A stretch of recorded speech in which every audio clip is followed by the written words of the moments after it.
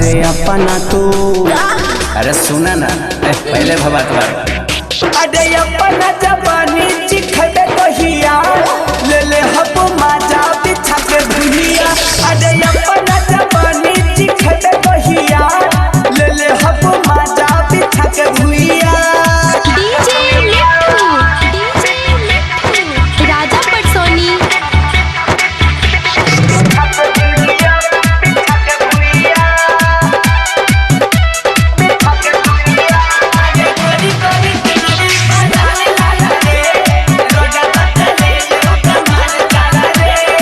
Corona महना तू हो जनाना लाखों मरना करा दीवाना। मन तू बात रे चला ना साथ रे मौका के फायदा उठल आज रहत रे। अरे सुना ना तहरे कसम कोरोना महना तू हो जनाना लाखों मरना करा दीवाना। बने नहीं भाई बाबू हमरो तू सैया। अरे अपना तू अरे खिसियात है बात सुना बोला अरे अपना जवानी चिखबे कहिया ले ले हब माजा बिछा के भुलिया। अरे अपना जवानी चिखबे कहिया ले ले हब माजा बिछा के भुलिया। DJ लिट्टू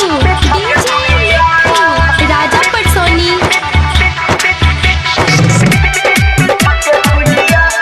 music by Krishna Raj.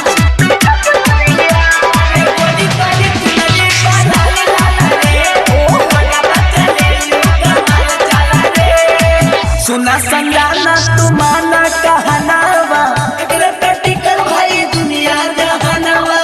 कहे दीपक रे तुलसी आशीष रे आई संतोष चगल देही में सरे।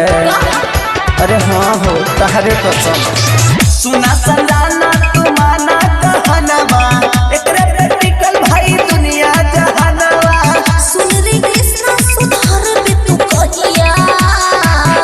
अरे अपना तू अरे सुना ना कब से बोला ताने ध्यान से सुना।